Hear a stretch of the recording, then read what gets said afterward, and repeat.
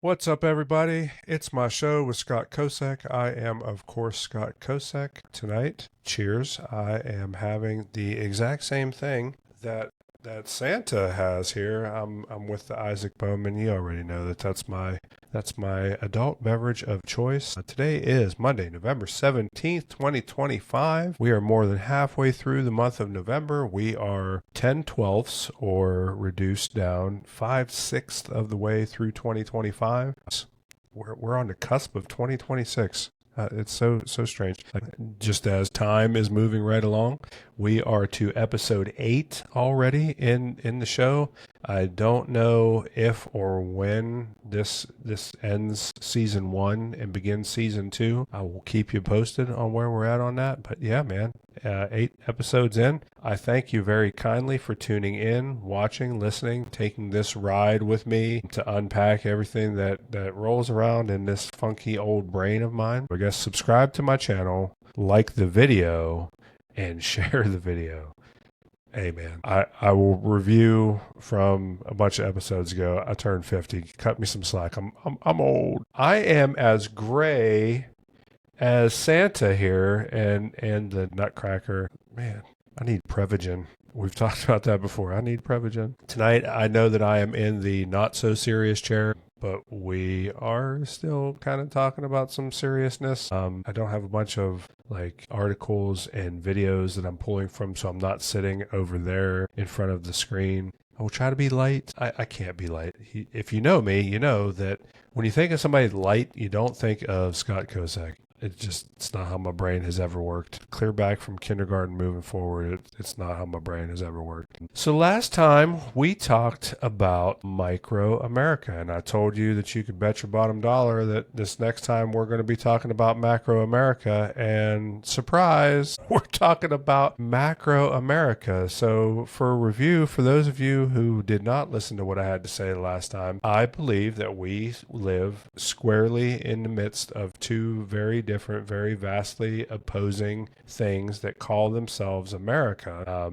And I went through and I talked a lot about my childhood and things from the past so that I could talk to you about what I believe to be my micro America. And it doesn't necessarily have to be America, but I am an American. I live in America. I think barring some kind of weird happenstance, some weird coincidence, vast majority of anybody that's going to be listening and watching to what I have to say is going to also be from America. So for the lack of better terms, that's what I got. I got macro America and micro America. We talked last episode about micro America, and tonight I want to talk about macro America. So to start off tonight, I want to read 2 verses of scripture, Matthew chapter 16, verses 26 and 27. For what will it profit a man if he gains the whole world and forfeits his soul?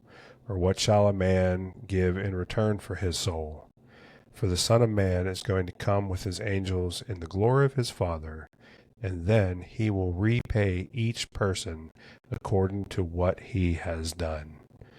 Now, I am a relational guy. I definitely have like a perspective on things that I have seen and actually been a part of. You know that I'm giving my firsthand account of a lot of different things that I've seen, witnessed, participated in, been a part of, or whatever. So building off of what we talked about last time, and I know clear back to like my birthday episode, 1985 is like this pivotal moment in my life. Turned 10 in 1985, went to Scotland in 1985.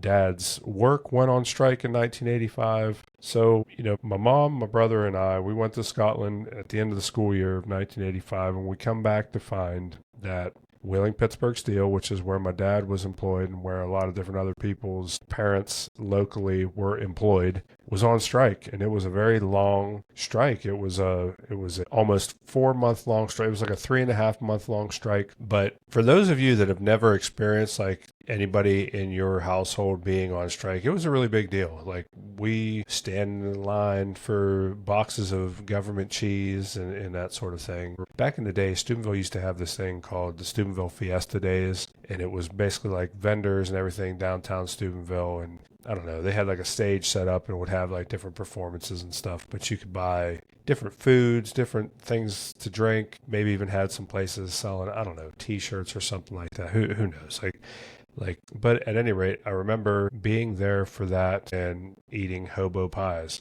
To this day, I don't know if I could ever stomach another hobo pie because we had a lot of them during Steubenville Fiesta days in 1985. I also remember us making signs to go out to the county fair in 1985. But the point that I'm getting at is this strike. This was the very first time. I know that there has been outside worldly influence on my life from the moment that I was born to now, to November 17th, 2025. But this was the very first time that I can recall realizing that there was some kind of outside influence that had a very poignant influence on my day-to-day living.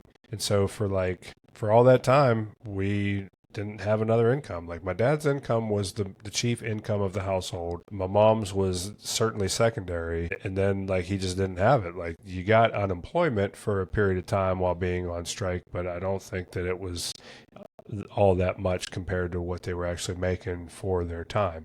I am a conservative minded person. I like to lean that way from a political viewpoint. It's just where I'm at. But I'm never somebody who's just going to willingly and blindly subscribe to the policies and belief structures of a certain political party because they're the ones who supposedly represent me as a conservative. And so there are a lot of different things that I've learned as an adult that completely turned me off from the Reagan administration and subsequent Bush administrations.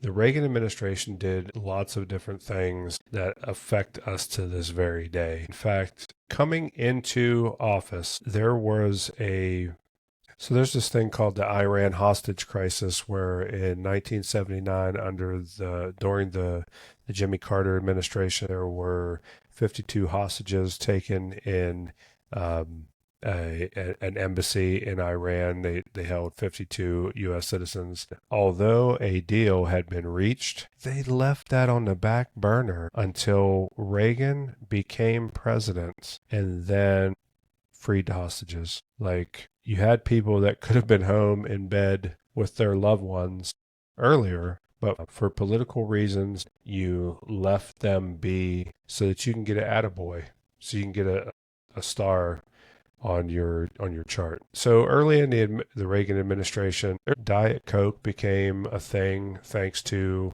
the Reagan administration. Prior to the Reagan administration, you could not have the artificial sweetener aspartame. Some people call it aspartame. I think it's called aspartame. I don't know. Google it. It might or might not tell you how to say it. Prior to the Reagan administration, you could not have that as a sweetener. And the scientists, the five chief doctors that make up the FDA, all five of them said no. We are not signing off on that. That's no good. It causes grand mal seizures in lab rats. It's not something that's safe for human consumption. So one of the very first things that the Reagan administration did, besides freeing hostages and taking credit for it, even though the deal had been brokered long before that administration ever even came into existence, one of the very next things that they did was they fired all of the people that were the doctors for the FDA, and they replaced them with their own hand-picked doctors that would sign off immediately on the idea of aspartame being a sweetener that was allowed and approved by the Food and Drug Administration. And they went on to make tons and tons of money off of that. It's funny, if you look at Diet Coke, you see written right on the label, it says contains phenylneutronics or something along those lines. And it's literally something that's telling you, caution, this may affect stuff going on in your brain. But you know what? People don't care. They like Diet Coke. It seems to call them back to it time and time and time again. But at any rate, Wheeling-Pittsburgh steel strike. What does that have to do with the Reagan administration? Well, the Reagan administration in the early 80s, in 1981, the air traffic controllers, like almost 12,000 people were air traffic controllers at this time, decided that they were going to go on strike because they wanted better money. They wanted better working conditions. They wanted a pay raise. They wanted to work a 32-hour week. Air traffic controlling is a very stressful job. And it's something that you could look into for yourself. But trust me when I tell you that it's a stressful job. Not because like I've ever been an air traffic controller or anything like that. I just know the different things that I've read and watched that suggest that it's a very stressful job. So those guys were all federal employees, and Ronald Reagan said, you know what? You have 48 hours to report to work, and if you don't, you guys are all going to be fired. And not only are you going to be fired, but you're going to be unable to have a federal position ever again. And just like that, boom, almost 12,000 people lost their job and were never allowed to be federal employees ever again. That later on down the road was something that was overturned by the Clinton administration. But all in all, out of those almost 12,000 people that lost their job as a result of Reagan stepping in and saying, you guys have no backbone to your argument of wanting better working conditions and better pay. You guys are all fired from me. And so, like, the obvious question is, what does the President of the United States have to do with the contracts and working conditions of guys and gals working in air traffic controlling? But you know what? We have this idea that my guy and the people in my camp can do no wrong. We will obviously look at your guy and the people in your camp and throw things at them whether they're going to stick or not. But at any rate, the air traffic controller strike and the subsequent results of the Reagan administration getting involved in that kicked off this idea in the 80s that government had the back of industry, and industry was going to be able to try to call the shots as it pertained to labor agreements. So in 1985, Wheeling-Pittsburgh Steel was in Chapter 11 bankruptcy. All of the different union contracts within the steel industry were going to be up that following year in 1986. But because they were in bankruptcy, the federal government allowed them to try to renegotiate their contract that they had with the labor unions. Places are not doing as well as they once had as it pertained to Wheeling-Pittsburgh Steel. Wheeling-Pittsburgh Steel wanted to reduce the pay of the people working by about 18%. The union, on the other hand, was willing, they understood, the conditions of the world, the conditions of the economy are such that we know that a lot of us will probably lose our jobs. There's not as much demand on what we have as there once was. Roughly at that time, 25% of all the steel being used in the United States was of foreign production, which, by the way, is still the same supposed rate that it is today. Roughly 25% of steel use in the United States comes from foreign produced entities. But these guys could see really clearly, like, the companies did not reinvest in the technologies that were available. And the only way for them to be relevant in a recession was for them to cut costs, and the best way for them to do that was to reduce labor. Now, on the other side of that, the union workers, they also realized the reality of the industry and the market as a whole,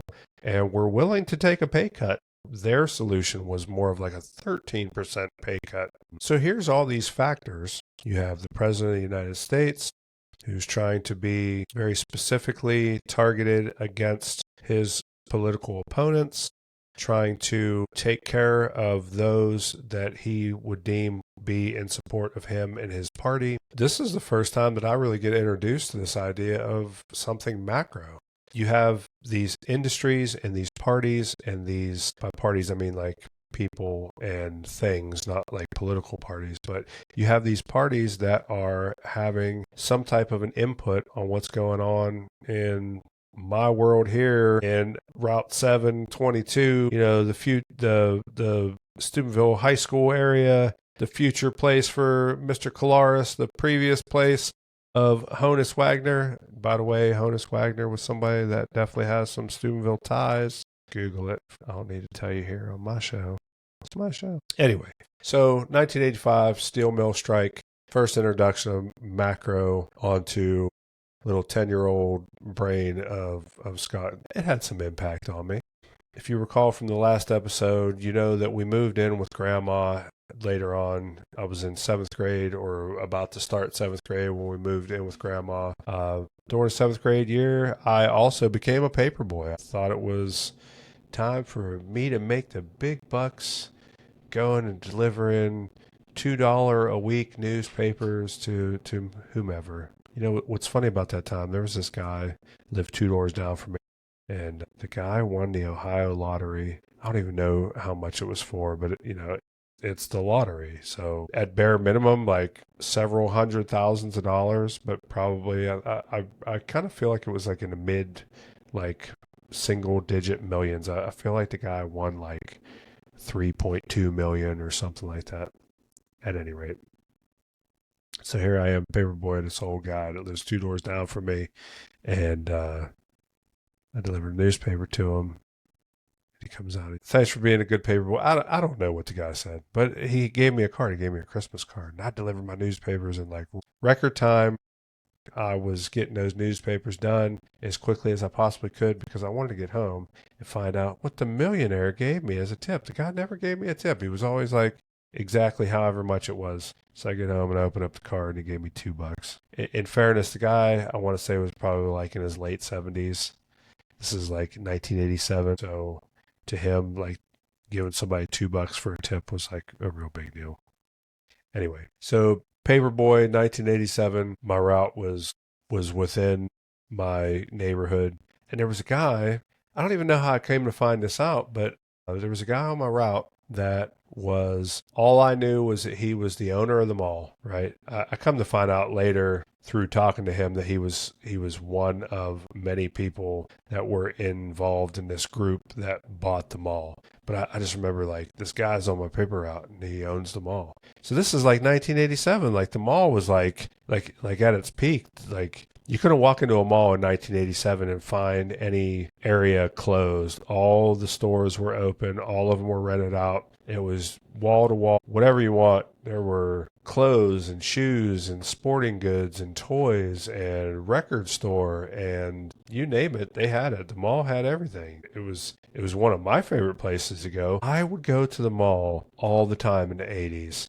I remember as a young kid, probably like 10 years old, going and putting myself on the bus with $5 in my pocket to go out to the mall. And for $5 on a Saturday, I could go. I could play a whole bunch of video games. I could get a Hot Sam's pizza pretzel and still have change left to get on the bus to take myself back home later on at the end of the day. Or at least have the change available to call my dad later and say, hey, Dad, I'm done. Can you come get me at any rate? So, yeah, this guy owns the mall. I'm thinking this guy's like loaded. And at some point in time, I remember talking to this guy and I was just blown away that this guy owned the mall. And this guy, he told me some stuff that just blew my mind. He was like, it's not all it's cracked up to be. This is an investment. This is something that we're going to turn around and sell at a profit, split that amongst the various people that are involved in this. And just as a side note, just so you know, the mall model is dying. And I'm like, yeah, whatever, dude. I go to the mall on a regular basis. That place is not dying. It's thriving. Now, looking at that from this end of things, looking at it from this end 40 years later, not quite 40 years later, it made a lot of sense. It didn't seem like it in 1987, but looking at it through the lens of 2025, the mall is dead. And I don't mean just like our mall, because like our mall has been dead for a very, very, very long time. It has like one anchor store that isn't even really a good anchor, like JCPenney's. JCPenney's, I'm sorry to tell you, but sometime in the next 5 years, I don't think that you're going to exist anymore. It's just a hunch. But there's nothing in there anymore. There's no jewelry stores. That place at one point in time, I think, had 5 different jewelry stores. There's no jewelry stores in there anymore. It had 3 different department stores. I think 4 if you consider Goodies a department store. But yeah, now it has one. It has JCPenney's and then a whole bunch of locally owned whatever. But yeah, so this guy introduced me to the idea that what he was involved with for owning the mall was strictly an investment opportunity. That on the other side of it, he and his people were going to make money off of the ownership of the mall, and they didn't really care that the mall model was on its way out, and that in 2025 the entirety of that mall would be completely closed and look like total crap, and the floor seemingly to be falling in. They were in it for an investment. And I say all that to talk about that's all it seems to be about anymore. Like I can't find a lot of different places that I go to and am satisfied with the quality of their product, the quality of their service, the attention to detail that they have in different things. Everything now seems to be like, take it or leave it. What are you going to do? Go down the road? We don't care. We're fine. And specifically to that point, I think about the idea of a fast food place that rhymes with tendies.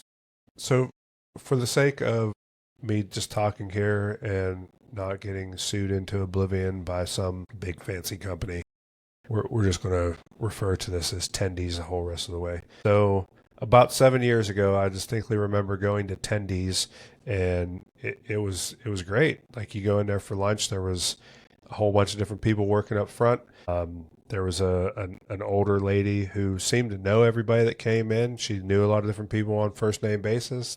She was the gatekeeper, so to speak, of what was taking place transactionally at that counter. And this lady was very good to be involved with helping to make things come out of there, would see how many different orders that they had taken versus like where they were at in line on getting things on trays. And if they were behind, you just were not getting anything ordered just yet. She would go over and she would help the other co-workers put together the orders that were, stacking up and that sort of thing. And it was a very good throughput to get to the end of handing trays with food to people and maintaining like order in the amount of orders that was coming through to not overwhelm the system. Now, if you go to Tendies, there's one person at the cash register, and they kind of look like this. Like broken, like completely defeated, like feel bad for me that I am old and I work at Tendies, right? And besides that, you have like one other person running back and forth to fetch the burgers that are being made somewhere else, put the fries and the nuggets in the fryer. And anytime you go in there now, there's always a line. There's always this group of people in front of you that are conversing amongst themselves about, man, I can't believe I've been here this long. I've been here, geez, look at the time. What in the world? I can't believe this. This is unacceptable. And what's really messed up about it is that I've figured out that if you have the app while you're standing in line, you can get on the app, you can do your thing, put together your order, confirm, and you can watch the ticket printout while all these people are just standing there in line in front of you. You just jumped these next 6 people in line. What's a problem about all that is that between me ordering on my app and everybody door dashing it,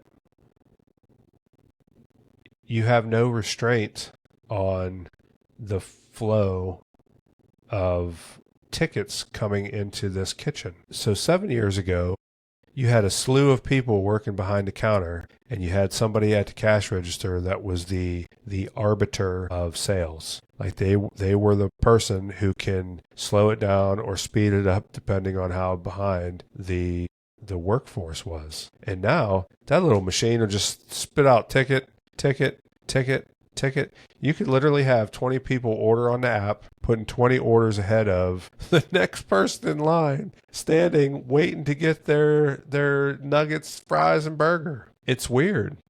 And how this relates to all this is just like the guy that was involved in the group that bought the mall that was all about return on his investment. That's all Tendies is all about. That's what all corporate America is all about. It doesn't care about the end product. I mean, it does to some extent, but only in the extent only as far as, is this a worthwhile product that can get an investor? Because at the end of the day, their fiduciary responsibility is to the financial investor. Tendies has absolutely no vested interest in the end user. They could care less if my burger, fries, and nuggets or tendies are warm, delicious. They've figured out a long time ago how they can make those things be relatively the same no matter where you get it at. But they don't care if you go over to the condiment bar and there's no ketchup, no napkins.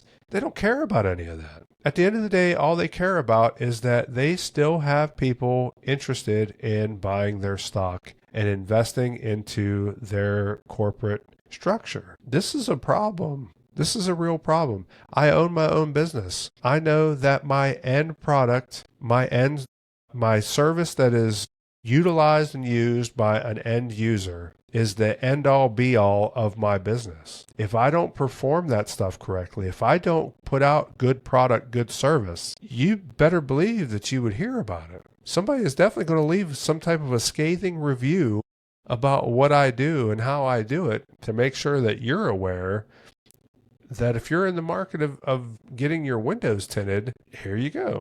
So I just scratched my head that this is how things are here in America. And I know it's like this to some extent other places, but I don't live other places. I don't visit other places. This is where I'm at. A little bit beyond that, Jo-Ann Fabric is a place that was founded in Cleveland, Ohio, like a long, long time ago. And it is something that existed for a very, very long time. In 2010, Jo-Ann Fabric had net sales of $1.99 billion across its close to 800 stores. In 2011, a private equity firm bought Jo-Ann Fabric for $1.6 billion. But here's the rub. That private equity firm is able to utilize and leverage the assets and the value of Jo-Ann Fabric to then get a loan that Jo-Ann Fabric is on the hook for to buy the company, change it from a publicly traded stock, pay everybody $61 a share that owned stock at that time, cash them out, turn it into a private thing. Jo-Ann Fabric was never in the red. It was a profitable company. It did well. It did exceedingly well for a very, very, very long time, to the point of that it intrigued some investors to come along in 2011 and purchase them for $1.6 billion. The problem is that none of that private equity firm's money went to the purchase of that company. They used and utilized the value and the position of that company to then get debt that company was on the hook for, not the private equity firm, and then just slowly make whatever you can make off of that company until it just can't survive anymore. Cash me out.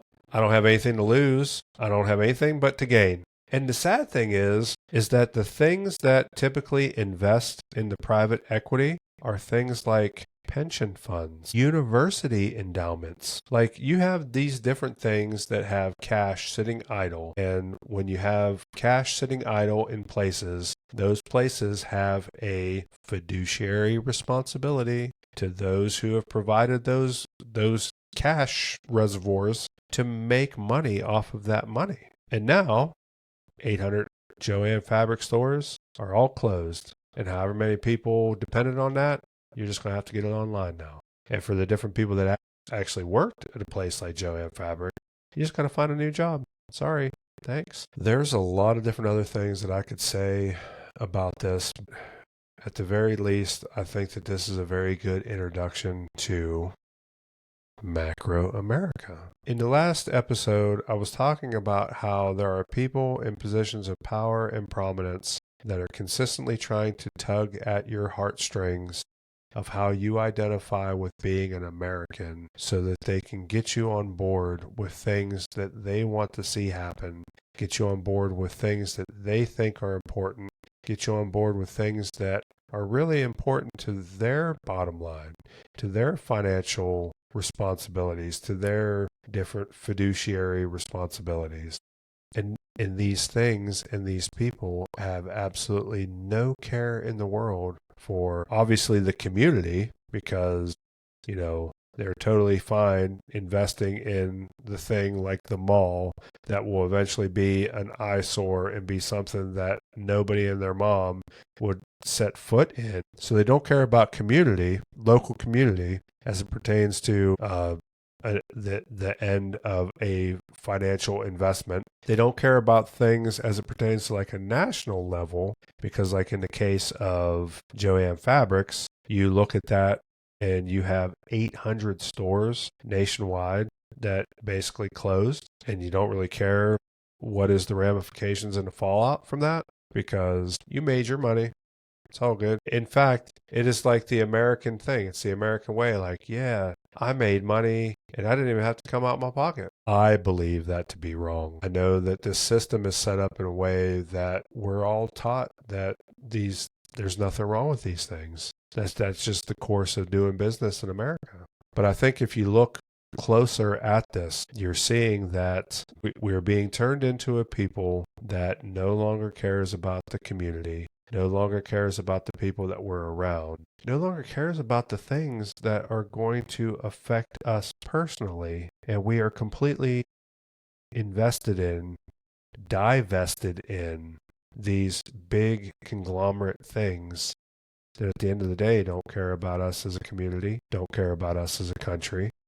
And why this fits into everything that we're talking about is because, if we're going to get to the idea of some of these things that are in these books, like why the CIA has anything to do with Charles Manson or why you would have a John F. Kennedy get assassinated, or why you would have to come up with different things that are clearly questionable. It all goes back to this. I read what I read out of the Bible because this pertains very much to what I'm talking about. We have people gaining the whole world and forfeiting their soul. This is where we're at. And it's these same people that then, like I say, try to pull on the heartstrings of like, oh, but you're an American. You're an American born in the USA. I was, watching Rambo and Rocky, Top Gun. Everybody wants to be Maverick. Everybody wants to be the hero. It's a lot. It really is. It's a very deep subject that tomorrow you're going to wake up, you're going to get in your car, you're going to commute to your corporate conglomerate thing. And I don't fault you for that at all. I know that you have to make an income. You have to pay your bills. I know that bats for your kid for baseball, cleats for football, shorts for basketball, that stuff ain't free. I know electricity has gone through the roof. I know that car payments are ridiculously high. I know interest rates are not as favorable as they once used to be. I know you got to go and you got to put in your time. I don't expect you to quit your job. I don't expect you to leave your industry. I don't expect you to be somebody that questions like what you went to school for. But what I am trying to convey as I'm talking about all this is that tomorrow when you get up and you commute and you go to work and you're involved with what you're involved with, you have the ability to say something. You have the ability tomorrow to go to work and have a voice of reason. You have a sphere of influence. You have people and lives that you touch and are around on a daily basis. I hope that when you go to work tomorrow, you think about that. Don't be the groupthink person. Don't be the person in the boardroom tomorrow that's like, yeah, okay, yeah, let's do that. That's a great idea. The decisions that you make tomorrow in the corporate conglomerate workplace has ramifications on communities, has ramifications on this country as a whole. And I'm not trying to say that to put any kind of pressure on you or put any kind of weight on you. I just think that for a long time, things have been coming from this macro down to the micro kind of an approach. And I think, especially looking back at the strike of the steelworkers in 1985, I think that we as the micro have a lot more power than we're thought to have. There's a lot of really strange stuff going on right now as it pertains to politics, as it pertains to industries. I know I've been alluding to data centers and digital currency for a while. It's very important to talk about the idea of micro and macro America before I get to those things. We're definitely going to be talking about data centers. We're definitely going to be talking about digital currency, talk about Larry Ellison and Amazon and Google and Palantir and all those sorts of things, and why technocracy is something that is a real problem, a real thing that affects you just as much as you don't think, but it does. Technocracy is a problem that is going to affect you, your family, your kids, and your grandkids at any rate. I believe I have been rambling far, far, far too long. I thank you very much for checking this out. Like, share, subscribe, comment. Until next time, God bless you.